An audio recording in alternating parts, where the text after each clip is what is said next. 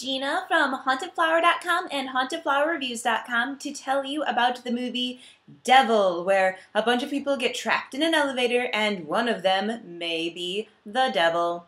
The movie boasts being from the mind of M. Night Shyamalan, who came up with the story, but it's actually written by Brian Nelson and directed by John Eric Dowdle, not by M. Night Shyamalan at all, which might be a good thing in lieu of recent movies that have come from the mind of M. Night. But really, at this point, I kind of want him to just take a break.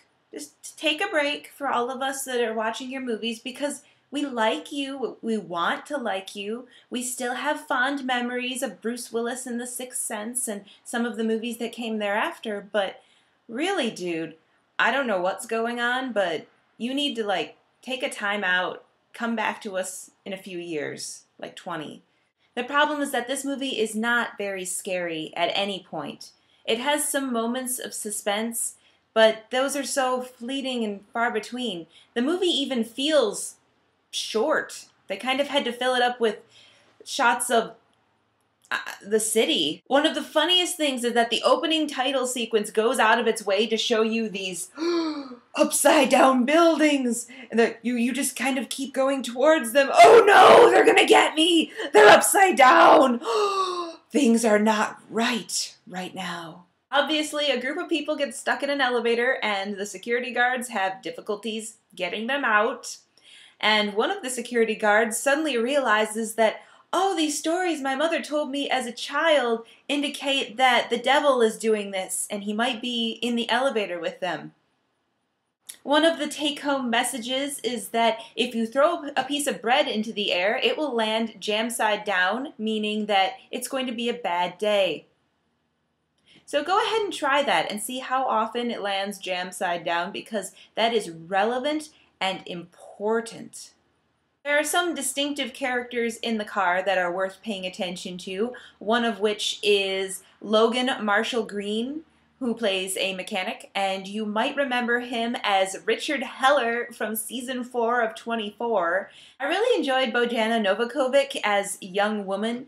She carries a snootiness and a self-preservation with her throughout the entire ordeal. Other characters are Jenny O'Hara as cranky old woman, Bokeem Woodbine as claustrophobic security guard who is a temp and, oh, this is just not my day that I happen to be stuck in an elevator, and Jeffrey Arend as salesman, because if you're stuck in an elevator, someone has to be the annoying guy.